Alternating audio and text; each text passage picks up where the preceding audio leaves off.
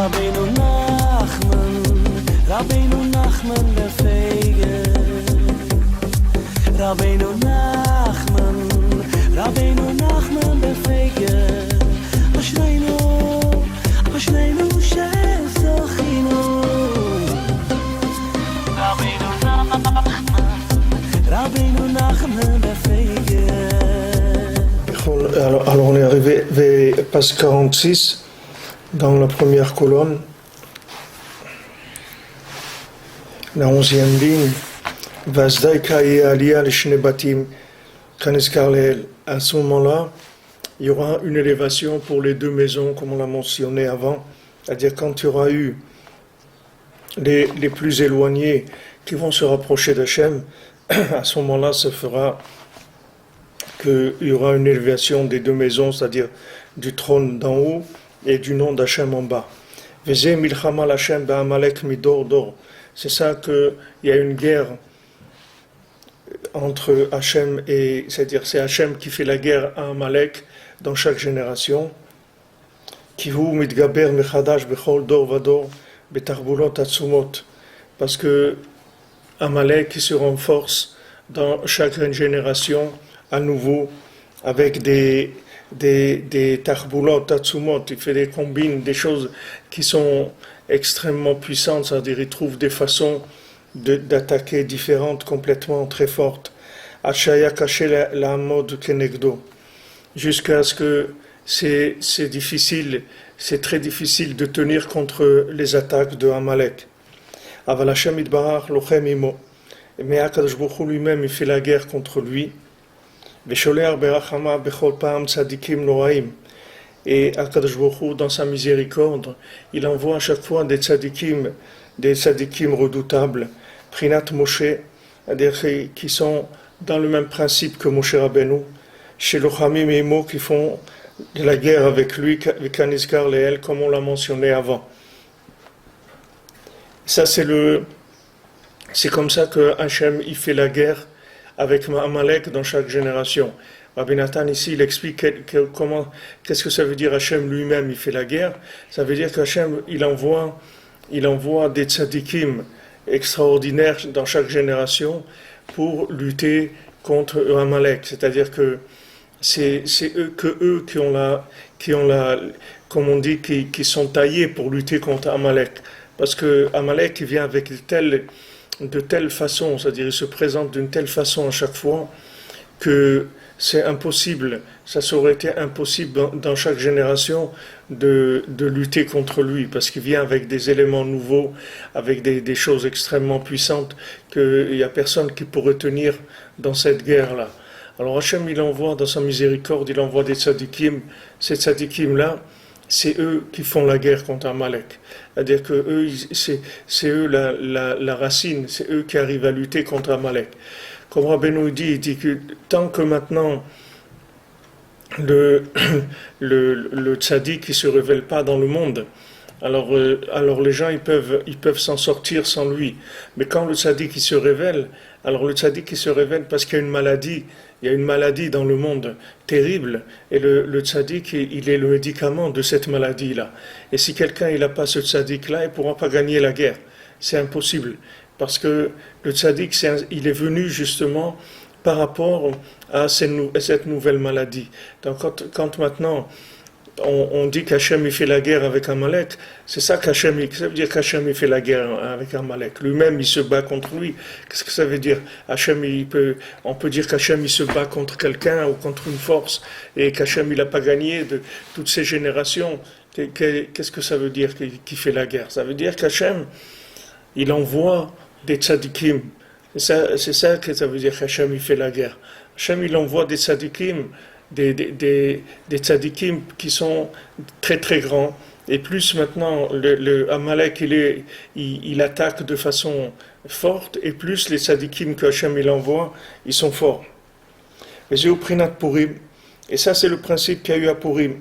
Chez Mapelet Aman Amalek Kaniskar Leel, que c'est le Aman Amalek qui sont tombés à Purim. C'est-à-dire tout le lignan de Purim qu'on a été zoré d'être délivré et de découvrir la Torah avec amour et de s'engager avec Hachem de tout notre cœur, etc. Tout ça, c'est venu parce qu'il y avait Mordechai et Esther. C'est eux qui ont fait qu'on est arrivé à ça. S'il n'y avait pas Mordechai et Esther, l'histoire de Purim n'aurait jamais existé.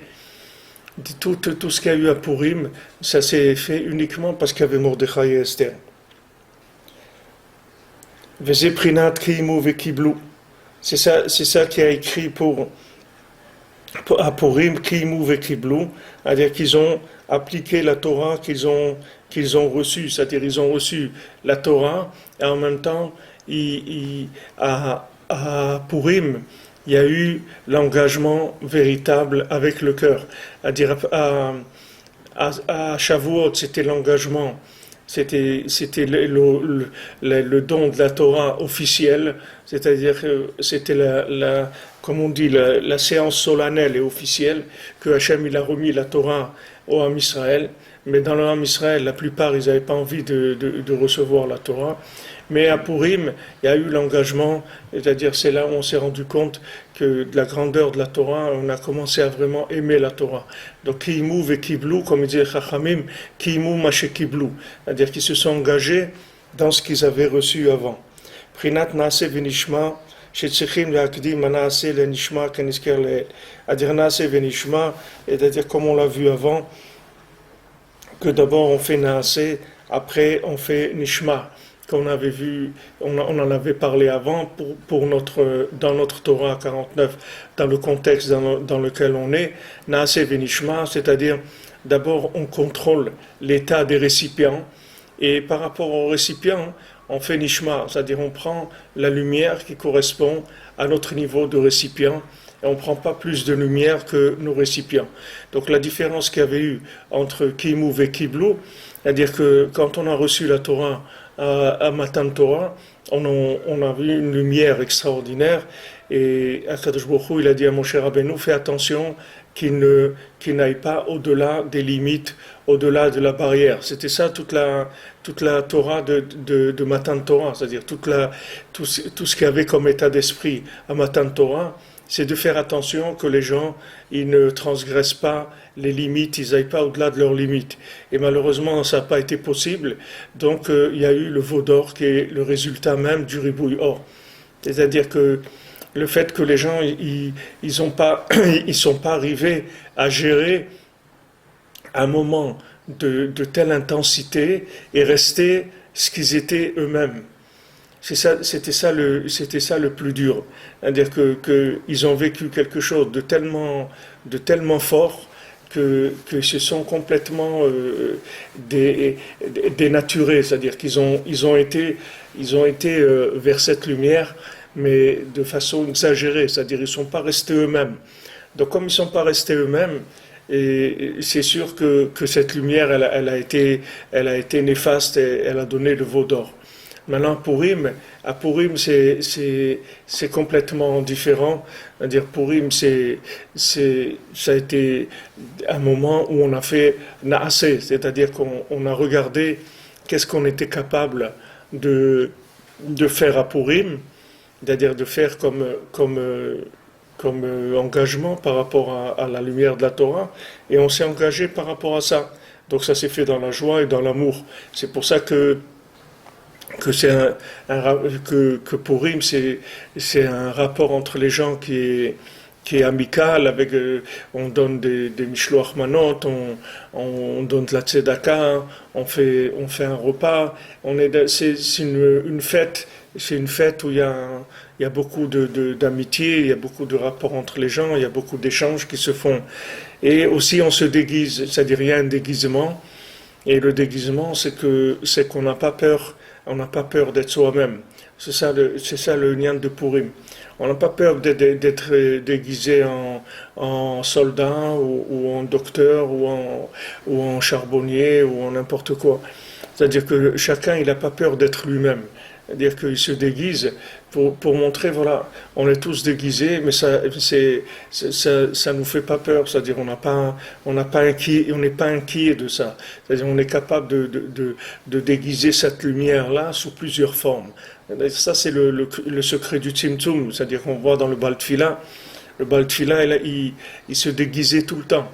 tout le temps il se déguisait. C'est-à-dire quand il arrivait chez des gens, il arrivait toujours avec des déguisements différents. C'est-à-dire il prenait toujours la forme de l'endroit où il arrivait, de la mentalité où il arrivait, des individus où il arrivait, pour justement leur transmettre la lumière de façon à ce qu'ils ne soient pas déstabilisés dans leur façon d'être, de manière à ce qu'on arrive à les renouveler, à leur permettre de s'engager, mais sans les détruire, sans détruire ce qu'il y a dans l'individu. C'est une opération qui est extrêmement délicate, comme on en a parlé plusieurs fois, c'est-à-dire comment le tzaddik il fait qu'il arrive à faire un tri dans l'individu, c'est-à-dire il arrive à aller dans son point positif et de l'aider à choisir par rapport à son point positif. C'est-à-dire il essaye de voir ce qui marche dans l'individu. C'est par rapport à ça c'est ça qui est intéressant. Tout le reste, c'est pas intéressant. De faire de quelqu'un qui va s'engager n'importe comment, à n'importe quel niveau, c'est pas tellement intéressant, puisque comme on l'a vu, c'est pas ça qui va résoudre le problème principal de la révélation d'Hachem dans le monde.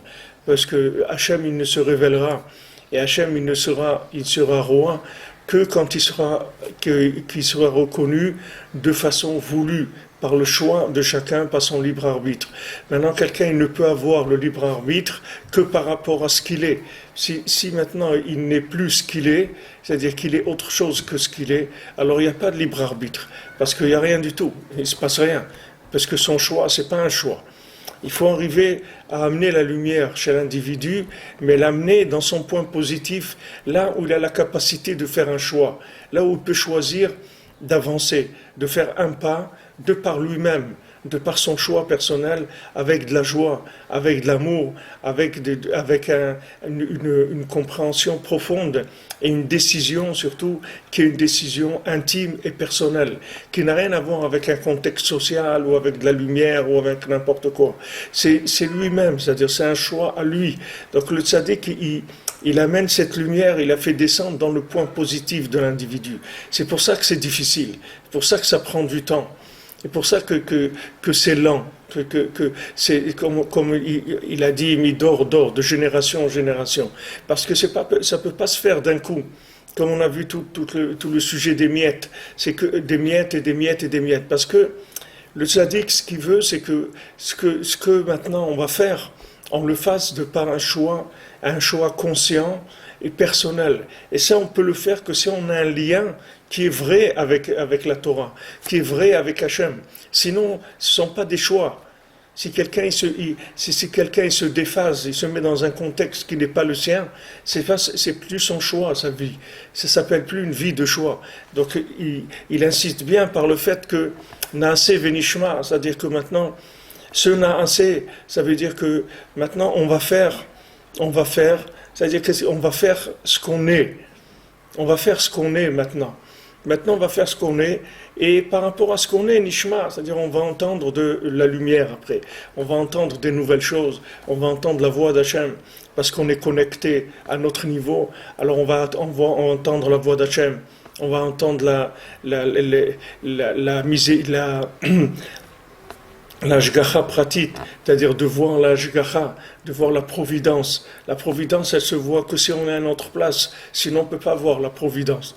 Donc tout ce qu'on a vu avant, ici vous voyez profondément comment c'est le Inyan de Purim, comment Purim, la lutte de Amalek, elle était à Purim, elle n'était pas à Shavuot. À Shavuot, il n'y avait pas de lutte contre Amalek. La lutte contre Amalek, c'est à Purim. Et qu'est-ce qu'ils ont fait à Purim? Ils ont profité de ce repas-là de Achashverosh et ils ont commencé à faire des bêtises, etc. Et là-dedans, dans ce contexte-là, qui était leur niveau, là où ils étaient, c'est de là que s'est déclenché le choix véritable de l'individu.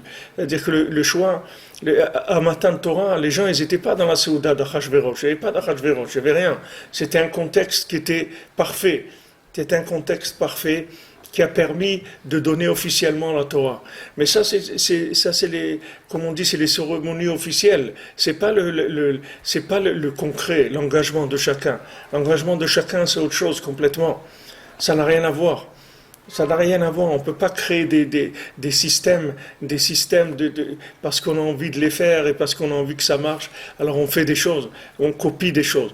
Regardez, l'Europe, elle a essayé de copier les États-Unis, de faire comme les États-Unis. Ils croyaient qu'ils allaient arriver à faire de l'Europe unie comme les États-Unis. Mais jamais ils pourront faire, parce que l'Europe, c'est pas les États-Unis. La France et l'Italie et l'Angleterre et la Belgique, ça n'a rien à voir. C'est pas comme des États des États-Unis. Les États des États-Unis, c'est tous des gens qui n'ont pas de culture, qui n'ont rien du tout. C'est du melting pot, c'est des gens qui sont là, c'est des mélanges d'individus qui n'ont pas de culture, qui n'ont rien du tout.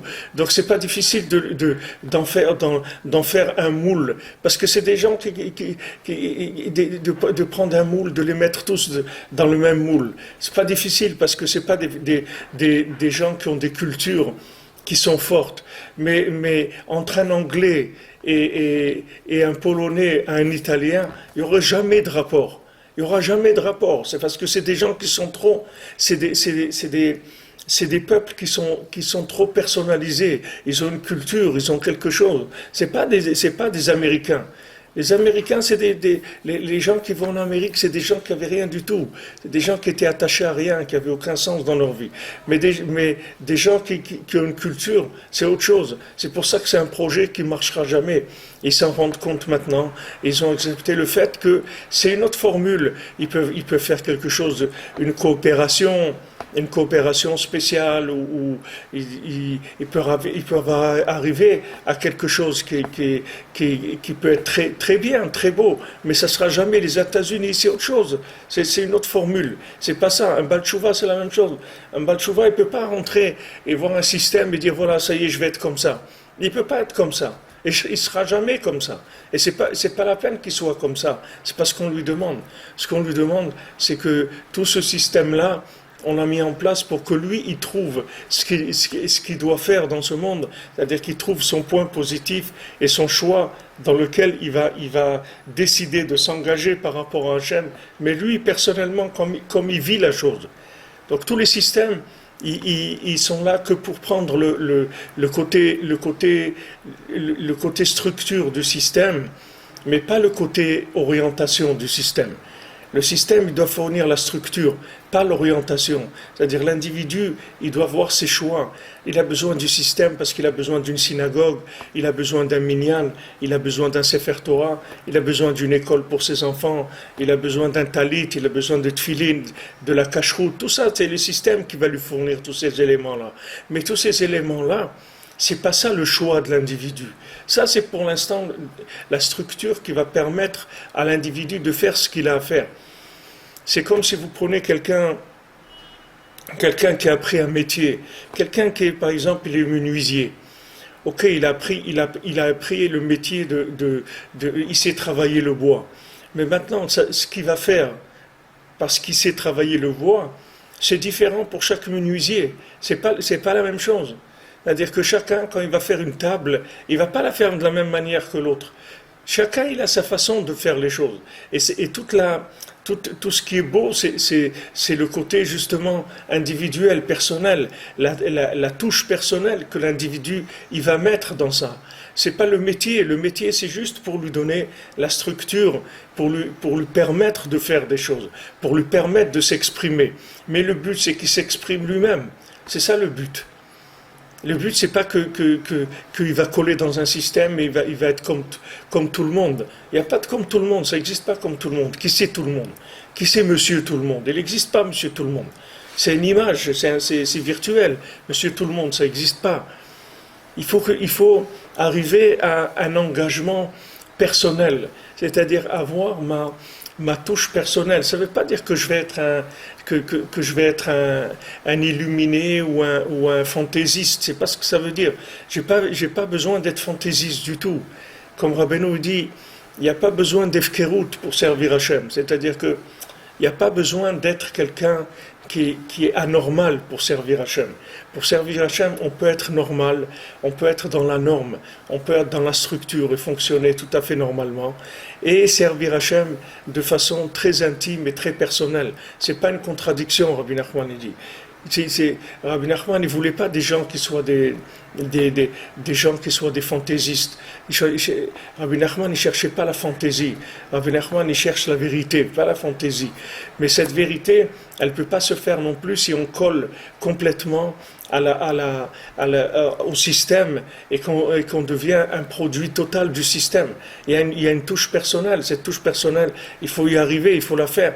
Alors ça, c'est le sens du déguisement pour Purim. Vous voyez des gens, ils sont avec des habits jaunes, oranges, des masques, des nez de clown, des trucs, pour montrer que c'est pas ça la Torah. C'est pas qu'on va maintenant coller à une norme et que le but de la Torah c'est pas d'être dans la norme. Le but de la Torah c'est que la norme, elle va nous aider à pouvoir développer notre engagement personnel, notre touche personnelle dans l'engagement avec Hachem. Et ça, c'est ça la guerre contre Amalek. La guerre contre Amalek, c'est ça. C'est-à-dire d'arriver en même temps à fonctionner dans la structure. Ça, on l'a dit, c'est la lumière de la veille. Ça, c'est ce qui s'appelle la lumière d'hier. C'est-à-dire quand maintenant j'ai gardé de la lumière d'hier la structure, mais d'un autre côté, je suis complètement ouvert à la lumière d'aujourd'hui, qui est quelque chose de complètement nouveau. C'est-à-dire que ce n'est pas une contradiction. Mais il ne faut pas que la structure, elle me serve d'orientation. Parce que si la structure, ça devient l'orientation, alors je deviens un homme du passé automatiquement. Quand est-ce que maintenant la structure, ça détruit les gens? C'est quand la structure leur a indiqué la direction à prendre. Et ça, c'est pas bon parce que ça rend un individu vieux, ça rend un individu conservateur. Il faut que la structure, elle te serve toujours pour utiliser la lumière qui est nouvelle. Comme l'exemple que je vous ai donné du métier. Il faut que maintenant, d'être un menuisier, c'est ce qui va me servir à faire aujourd'hui une table, ou une chaise, ou une armoire, ou avec des pieds comme ça, ou avec des portes comme ça. Mais c'est pas le métier, c'est pas lui qui va me dire quoi faire. Le métier, il va juste me donner la possibilité de faire ce qu'il y a à faire. Ça, c'est dans tout ce qu'il y a dans ce monde, c'est comme ça. Si vous prenez un musicien il ne peut pas être un musicien tant que lui-même, il n'est pas devenu de la musique. Il faut que lui-même, il devienne de la musique. C'est-à-dire qu'il faut que lui, son instrument, ça soit une seule chose. Tant que maintenant, il n'est pas l'instrument, et l'instrument, c'est pas lui, il ne peut pas être un musicien. Parce qu'il va toujours y avoir un calcul qui va se faire entre maintenant l'individu et l'instrument de musique. Donc l'individu il va gérer l'instrument de musique avec un langage intermédiaire. Et ce langage intermédiaire, ça va complètement fausser l'expression de l'individu et aussi l'expression de l'instrument.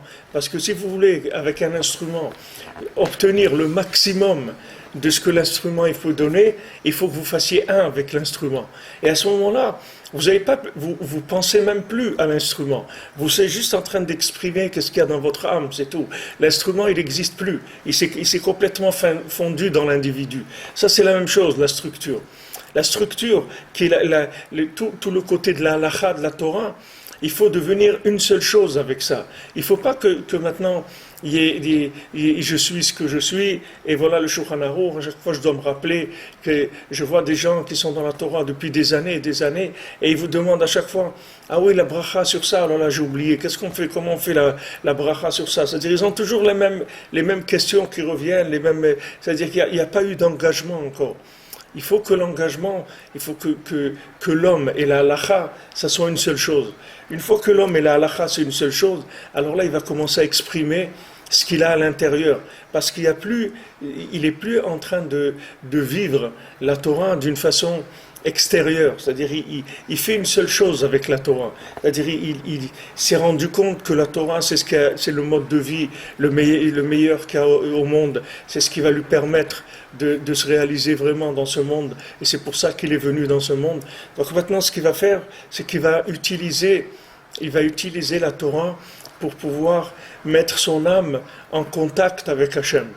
Maintenant, chacun il est une lettre dans la Torah. Chacun, c'est une lettre de la Torah. Il y a 600 000 lettres dans la Torah, il y a 600 000 neshamot du Ham Israël. Si maintenant, la halacha, c'était quelque chose qui était la finalité de l'individu, on n'aurait pas besoin d'être 600 000 lettres. On pourrait être une lettre, ça aurait suffi. Ou un alphabet, ça aurait suffi. Mais si vous prenez, par exemple, la lettre Vav, vous allez trouver des milliers de lettres Vav dans le Sefer Torah. Des milliers. Et ces milliers de lettres Vav, c'est pas les mêmes. C'est vrai que c'est des Vav. Mais ces Vav-là, une fois, ils vont dans un mot comme ça, une fois dans un mot comme ça, une fois dans une phrase comme ça, une fois dans une autre phrase. Et c'est toujours un Vav. Mais ce Vav-là, il est dans un autre contexte. Il fait autre chose complètement. Il va fournir autre chose, un autre message complètement. Ça, c'est le but de l'individu sur Terre. C'est-à-dire que maintenant, j'utilise la forme. C'est pas que je l'utilise pas. Je rentre dans une lettre. Je trouve ma lettre. C'est-à-dire ma lettre, c'est le Vav. Ok, je suis dans le Vav. Il n'y a pas de problème. Je suis un Vav. Mais où maintenant il va être ce Vav? Qu'est-ce qu'il va exprimer? Dans quel mot il va se mettre? Dans quelle phrase il va se mettre? Ça, c'est ma recherche. C'est ça ma recherche de ma vie, de toute ma vie. C'est ça que je dois trouver. Et si je n'ai pas trouvé ça, j'ai rien fait. J'ai rien fait. C'est dommage, parce que je me suis entraîné. J'ai fait tout ce qu'il fallait pour jouer, pour faire partie du match. Et les massés, je ne suis jamais sorti du vestiaire. Donc il ne s'est rien passé. Je n'ai pas fait avancer les choses. Le but, c'est ça. C'est que la structure, elle va me fournir tous les moyens pour exprimer la spécificité de mon âme, c'est-à-dire ce que j'ai à l'intérieur vraiment, qui est mon message. Et c'est ça que Amalek veut tuer. Amalek veut tuer ce côté individuel et il veut rendre les choses tout à fait plates et tout à fait structurées, tout à fait normalisées. Et il veut faire de la norme, il veut en faire le but de la vie. C'est-à-dire qu'il veut rendre les gens des gens normaux. Il veut les rendre des gens normaux, c'est-à-dire qui sont complètement en accord avec la norme et qui sont entièrement soumis à la norme et que chez eux, ce qui n'existe, c'est que la norme, c'est tout. Le devoir, la norme, la halacha, c'est la seule chose qui existe dans leur vie. Alors que tout ça, ce sont des moyens, ce ne sont pas des buts. Donc toute la difficulté, elle est là. C'est-à-dire comment utiliser le moyen sans que ça soit un but. Comment transformer la lumière d'hier comme un moyen pour aujourd'hui et pas un but. Alors quand les gens ils voient ça, ce principe-là, bien sûr ici Rabbi Nathan il nous l'explique de façon extraordinaire, c'est-à-dire ce sont des choses, on est en train de parler de choses il n'y a pas beaucoup de fois où le monde il a entendu des choses comme Rabbi Nathan il est en train d'expliquer ici, mais si vous voulez, dans le monde, c'est ce qui fait que les gens ils vieillissent ou que les gens ils sont jeunes. Alors vous avez des gens qui sont vieux, donc ils n'ont aucun rapport avec la jeunesse. Et ils regardent les jeunes de haut en disant ah là, ces jeunes-là, allez, ça va leur passer comme ils disent, ça te passera avant que ça me reprenne. C'est-à-dire qu'ils voient les jeunes, ils disent ouais, ça va te passer, tu verras. Moi aussi, quand j'étais jeune, j'avais des trucs, etc. Ça m'a passé. Donc ils regardent les jeunes de haut. C'est-à-dire c'est la veille qui regarde le jour à venir, il le regarde de haut. Et les jeunes, ils regardent les vieux, ils se moquent d'eux. Ils disent ça c'est un vieux ringard, là, un truc, il n'a rien compris, c'est rien du tout, il est dans ses vieilleries, etc. C'est-à-dire le jeune, il regarde le vieux comme étant quelqu'un qui vaut rien du tout, parce qu'il fait partie d'un autre monde. Mais Béhémet, ces deux attitudes, il n'y a aucun qui a raison. Il n'y a aucun qui a raison, ni le vieux il a raison, ni le jeune il a raison. Il faut une fusion du bien qu'il y a dans les deux. Il faut mettre le bien qu'il y a dans les deux à sa place. Il y a le côté de la veille, que la veille c'est ce qui va m'apprendre le métier dont j'ai besoin aujourd'hui. Mais mon but c'est aujourd'hui, c'est pas la veille. La veille c'est fini, c'est fini. La lumière de la veille, elle n'existe plus. C'est devenu une structure, c'est tout. Il n'y a plus de lumière. Et la structure de la veille, elle va me servir à développer la lumière d'aujourd'hui. C'est comme ça qu'on avance. Et pour ça qu'on a besoin de faire Hitbodedut tous les jours. Parce que tous les jours, il y a des choses qui sont nouvelles. Vous ne pouvez pas dire que vous viviez aujourd'hui ce que vous avez vécu hier. C'est impossible. C'est impossible de vivre 2 jours la même chose. Ça n'existe pas. Chaque jour, il a sa spécialité, chaque jour, il a sa spécificité, chaque jour, il a sa grâce, il a sa lumière nouvelle, etc. Et c'est ça qu'on va chercher. Donc maintenant, nous, individuellement, c'est la même chose dans notre vie, c'est-à-dire qu'on va utiliser toute la structure, toute l'expérience de tous les tzadikim qu'il y a eu dans l'Am Israël pour vivre aujourd'hui la vie qu'on a à vivre, qui n'a rien à voir avec tout ce qu'il y a eu auparavant. Il n'a rien à voir. C'est une autre vie. Vous voyez aujourd'hui que vivre avec Internet, c'est une autre vie. Maintenant, pour vivre avec Internet, il faut avoir en même temps l'ouverture d'esprit qu'il faut pour utiliser l'Internet, parce qu'on ne peut pas vivre sans utiliser l'Internet aujourd'hui. Et d'un autre côté, il faut prendre toute l'expérience de la Torah, du da'at de la Torah, c'est-à-dire tout ce que les tzadikim ils ont développé au fur de toutes les générations, pour vivre cet Internet de façon cachère, de façon à prendre que le bien qu'il y a là-dedans et pas prendre le mal, que ça soit que quelque chose qui va être positivé, qui va être rentabilisé pour me servir, pour servir au bien qu'il y a en moi, à s'exprimer. C'est ça le but. Le but, c'est que je dois exprimer le bien qu'il y a en moi par des choix qui sont personnels, d'engagement par rapport à Hachem. C'est ça le but. Donc maintenant, tout ce qui est nouveau, en même temps, ça doit servir de lumière et on doit l'utiliser et on doit aller vers ça. Mais d'un autre côté, il faut avoir le métier de la veille, c'est-à-dire toute l'expérience de tous les tzadikim pour gérer cette chose-là. Alors vous verrez dans l'Am Israël aussi, vous trouverez ça. Vous allez trouver des gens qui vont vers l'Internet et qui se perdent complètement là-bas. Et vous avez des rabbanim qui disent non, Internet c'est assourd, il ne faut pas toucher l'Internet, c'est quelque chose de dangereux, donc on ne touche pas. Alors d'un côté, vous avez des gens qui vont se noyer, et d'un autre côté, vous avez des gens qui ne rentrent pas dans l'eau, comme on dit, ils ne se mouillent pas. Alors le but c'est ni ça, ni ça. Le but c'est de nager, il faut apprendre à nager, c'est tout. Chaque chose qui vient de nouveau, il faut apprendre à nager. C'est-à-dire il faut rentrer dedans, mais il faut savoir nager. Et pour ça, pour apprendre à nager, c'est l'expérience de la veille. C'est tout ce que j'ai intégré comme connaissance, que ces connaissances, elles sont devenues des structures du lendemain. La connaissance de la veille, c'est la structure du lendemain. C'est ça la transformation qu'il faut, et c'est ça la réparation du Chet d'Adam Arishon. C'est-à-dire Adam Arishon, il avait le droit à la compréhension, il avait le droit de comprendre. C'est pas qu'il n'avait pas le droit de comprendre. Quand il a vu l'arbre de la connaissance du bien et du mal, c'est vrai qu'il devait arriver à manger de l'arbre de la connaissance du bien et du mal. Mais d'abord, il devait rentrer dans Shabbat. Une fois qu'il était rentré dans Shabbat, à ce moment-là, il pouvait utiliser la connaissance. C'est-à-dire que maintenant, une fois que quelqu'un il est rentré dans le nouveau, il est rentré dans la lumière nouvelle d'aujourd'hui, à ce moment-là, il peut utiliser toute la connaissance qu'il veut. Mais si maintenant, il n'est pas rentré dans la lumière nouvelle, sa connaissance, elle va le faire se perdre complètement. Parce que dans la connaissance, il n'y a pas l'orientation. Vous pouvez savoir beaucoup de choses. Vous pouvez savoir énormément de choses. Vous pouvez même savoir tout ce qu'il y a à savoir. Ça ne vous dira jamais qu'est-ce que vous devez faire. Jamais. Au contraire, plus vous saurez des choses, et plus vous serez un grand paumé. Et c'est pour ça que vous avez des gens qui sont arrivés à des niveaux de recherche énormes, et en fin de compte, ils se sont suicidés parce qu'ils n'ont pas pu du tout s'orienter avec leur connaissance. Pas du tout. Il faut mettre la connaissance à sa place. La connaissance, c'est une fonction. C'est ce qui aide à développer. À développer quoi? À développer le Shabbat, c'est-à-dire à développer la conscience du Olam Haba, à développer la connexion avec Hachem dans ce monde. Alors là, vous pouvez y aller, vous pouvez mettre toute la connaissance que vous voulez. Une fois que vous êtes rentré en connexion, à ce moment-là, vous pouvez mettre toute la connaissance que vous voulez. Mais la connaissance, c'est pas la connexion. La connaissance, c'est pas la vie. Au contraire, la connaissance, c'est la mort. Si elle n'est pas liée au Shabbat.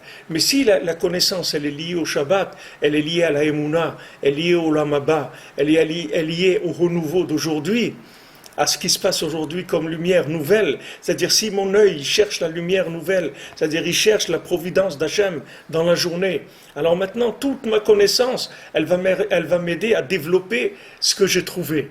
Elle va m'aider à exploiter ce que j'ai trouvé, de manière à révéler Hachem dans le monde, grâce à ce que j'ai trouvé et grâce à ce que je sais qui m'aide à développer ce que j'ai trouvé. Et si maintenant je fais comme Adam Arishon, qu'il a mangé l'arbre de la connaissance du bien et du mal, avant de rentrer dans le Shabbat, alors je vais devenir un très très grand paumé dans le monde. C'est-à-dire je vais me perdre vraiment. C'est-à-dire que parce que je vais commencer à faire des raisonnements et des choses qui sont complètement virtuelles, qui n'ont rien à voir du tout avec la réalité. Rien du tout. Parce que la réalité, elle est nouvelle. La réalité, elle change tous les jours. Vous voyez dans quoi on vit aujourd'hui. Vous voyez ce que c'est un smartphone et un truc et ça. Vous voyez où on est aujourd'hui. Regardez où on est. Vous ne pouvez pas nier cette existence-là. Vous pouvez dire que ça n'existe pas. C'est là, c'est ça la réalité d'aujourd'hui. Maintenant, cette réalité, il faut faire avec. Il faut faire avec. Et non seulement il faut faire avec, mais ça c'est la Géoula d'aujourd'hui. C'est ça la lumière d'aujourd'hui. C'est ça la présence d'Hachem d'aujourd'hui. C'est ça l'infini d'aujourd'hui. Il se manifeste comme ça. Seulement, il faut toute l'expérience, toute la connaissance dont on a besoin pour manipuler cette lumière-là. C'est-à-dire pour l'utiliser dans le sens positif et pour avancer avec ça. Donc ça c'est le principe de Purim, de la lutte contre Amalek. C'est pour ça que Rabbeinu il a dit, avant, toutes les mitzvot qu'on faisait, elles étaient toujours zecher les yitziat Mitzrayim. C'est-à-dire tout ce qu'on faisait de nouveau, la présence dans le nouveau, c'était tout le temps la sortie d'Égypte. C'est-à-dire voilà comment on est sorti d'Égypte. Hachem nous a sortis d'Égypte. Donc par rapport à cette sortie d'Égypte, on s'est engagé dans la Torah. Il a dit, mais maintenant, le monde, il va vivre par rapport à Purim. Il ne va plus vivre par rapport à la sortie d'Égypte. C'est-à-dire, c'est Purim qui va être le schéma de la Géoula. C'est fini la sortie d'Égypte. Le nouveau schéma de la Géoula, c'est Purim. Vous voyez, même dans le schéma, dans le schéma, pas le schéma, en français, le schéma en hébreu. Vous voyez dans le schéma qu'on fait tous les jours, les kavanotes du schéma le matin. Il y a deux kavanotes dans le schéma. Il faut avoir la kavana de faire la mitzvah tassé qui est schéma Israël et la mitzvah tassé de Zechirat de Yetziat Mitzrayim. D'accord? Ça c'est la halakha. C'est deux kavanotes qu'il faut avoir dans le schéma. Si on ne fait pas ces deux kavanotes, on n'est pas yotzé du schéma du matin. Donc il faut avoir ces deux kavanotes pshutot que maintenant je vais dire schéma pour m'acquitter de l'obligation de faire le schéma et aussi de mentionner de la sortie d'Égypte tous les jours. C'est-à-dire que le schéma, c'est quoi? C'est ce qu'on dit ici, Naaseh Venishma. C'est-à-dire que Naaseh Venishma, Shema, c'est Shomea, écoute Israël. Écoute Israël. Alors oui, j'écoute. Sache que maintenant, Hachem Elokeinu, Hachem Echad. Hachem, il est unique. Hachem, il est un. Mais ça va, tu me l'as dit hier déjà. Non. Ce que je t'ai dit hier, ça n'a rien à voir avec aujourd'hui. Le Hachem d'aujourd'hui, c'est pas le Hachem d'hier. Ça n'a rien à voir. Ça n'a rien à voir. Hachem, il arrive de façon complètement différente. Mais, attention, tu as la mitzvah de te souvenir de la sortie d'Égypte. Le souvenir de la sortie d'Égypte, c'est qu'il ne faut pas que tu oublies que tu es sorti d'Égypte, comment Hachem t'a fait des miracles, etc., que tu ne dois pas manger du chametz. Toute la méthode, n'oublie pas la méthode. Il y a Shema Israël, c'est la lumière nouvelle d'aujourd'hui, mais il y a la méthode, c'est la sortie d'Égypte. Ça, c'est la méthode. Alors Rabbeinu dit que jusqu'à présent, c'était comme ça. C'est-à-dire le monde, il fonctionnait comme ça. Mais maintenant le monde, il va rentrer dans le schéma de Purim. Il ne va pas rentrer dans le schéma Maintenant, je parle du schéma sans le haïn, le schéma en français. Maintenant, il va rentrer dans le schéma de Purim. Qu'est-ce que c'est le schéma de Purim? Rabbeinu l'a dit Arshav. Et maintenant, il n'a pas fini. Et Rabbi Nathan, il a dit, qu'est-ce que Rabbeinu il a dit? C'est-à-dire, il a dit, et maintenant, tout ça va aller selon Purim. Tout ça va se conduire selon Purim. C'est-à-dire, le principe de Purim, c'est-à-dire qu'on va arriver à cette connexion-là, à cette fusion, de faire un avec le système, comme je vous ai dit avec l'instrument de musique. C'est-à-dire le fait que maintenant, Rabbeinu, il a amené dans le monde cette force de la Hitbodedut, c'est-à-dire qu'il a amené ce chidouche-là, qui n'est pas un chidouche, parce que tous les tzadikim faisaient Hitbodedut. Mais Rabbeinu, il a amené ça, il a renouvelé complètement l'approche de ça. Alors l'individu va devenir un seul avec la Torah. Il va être lui-même de la Torah. C'est plus, il n'y a pas lui et la Torah. Il n'y a pas sa vie et la Torah. Sa vie et la Torah, c'est une seule chose. Ils sont devenus un. Il n'y a plus de différence entre les deux. Il n'y a plus un individu qui est ce qu'il est par rapport à ce monde matériel. Et maintenant, il va aussi pratiquer la Torah qui sont des éléments des mondes supérieurs qui sont venus dans ce monde pour nous aider. Mais maintenant, il va devenir un seul avec la Torah. Le but, c'est de devenir un seul. Ça, c'est le schéma de Purim. Donc, de Purim, vous voyez qu'il y a toutes sortes de déguisements, toutes sortes de déguisements. Les individus se déguisent dans toutes sortes de choses pour dire que maintenant, tout est un. C'est-à-dire qu'on devient un. Il n'y a plus de différence entre les choses. C'est-à-dire qu'on n'est plus attaché au côté de la structure en tant que but. La structure, elle va complètement se fondre dans le but. Et elle va être vécue avec une telle souplesse, avec une telle intégration, qu'on ne pourra plus sentir du tout la structure.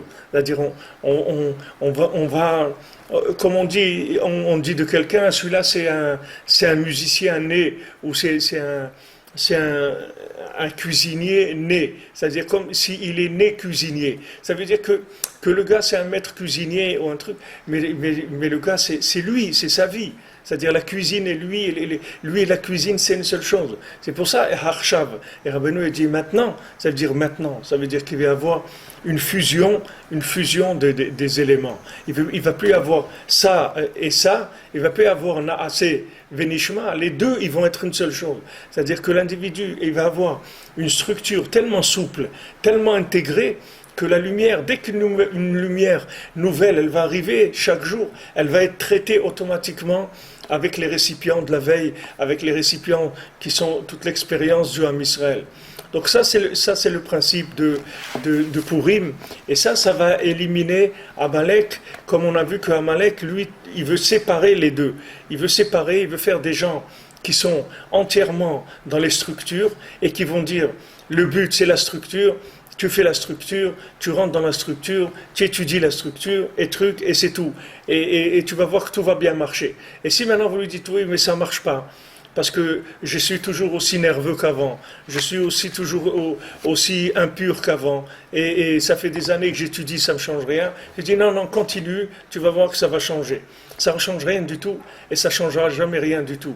Parce que la structure, elle ne pourra jamais changer l'individu. La structure, elle peut changer l'individu que si il est arrivé à toucher son point personnel et qu'il a trouvé son intérêt personnel dans l'engagement dans la Torah. Tant qu'il n'a pas trouvé ça, la structure, elle ne pourra pas le faire avancer du tout.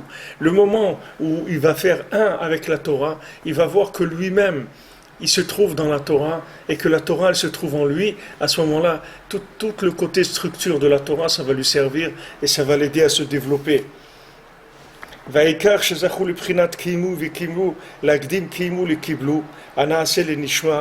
Maintenant, le Ikar, c'est que les Bnei Israël, ils ont mérité à ce moment-là de Kimu ve Kiblu, c'est-à-dire ils ont fait ce qu'ils ont reçu, c'est-à-dire qu'ils ont devancé Hakdim Kimu le Kiblu. Ils ont devancé le Kiyum, c'est-à-dire le maintien, au fait de recevoir ce qu'il y avait de nouveau. Hanaasé le Nishma. Ils ont fait devancer le Naasé au Nishma, c'est-à-dire qu'ils ont utilisé leur niveau par rapport à la lumière qui est venue.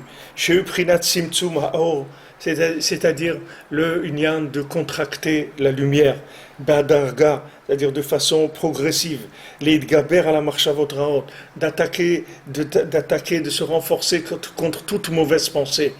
Toute mauvaise pensée, il faut que je m'apprenne à éliminer immédiatement toute mauvaise pensée, parce que c'est par là où Amalek il essaye de rentrer.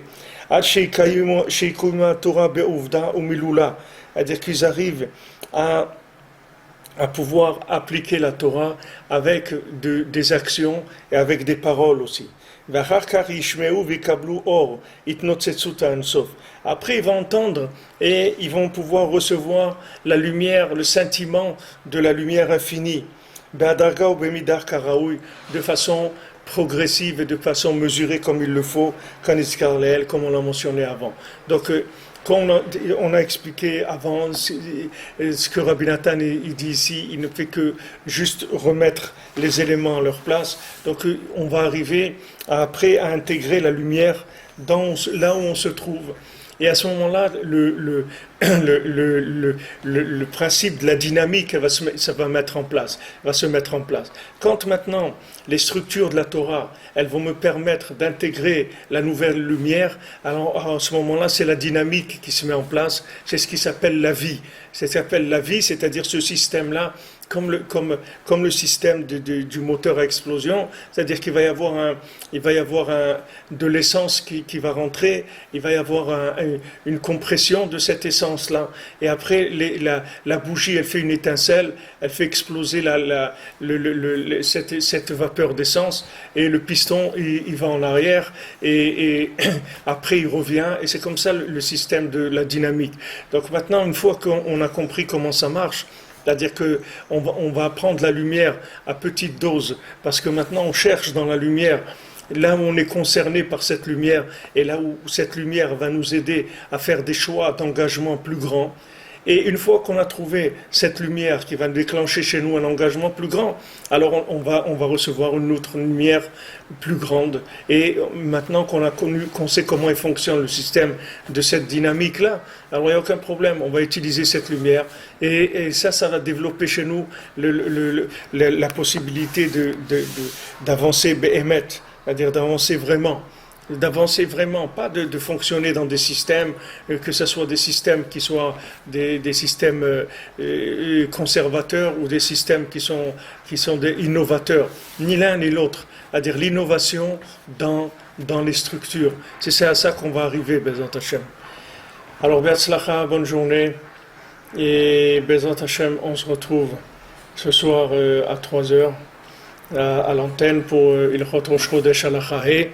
Et voilà, Shabbat Shalom, Bezat Hashem à tous, à toutes, et que des bonnes nouvelles, Bezat Hashem, que des bonnes nouvelles, on avance, Be'atzlacha.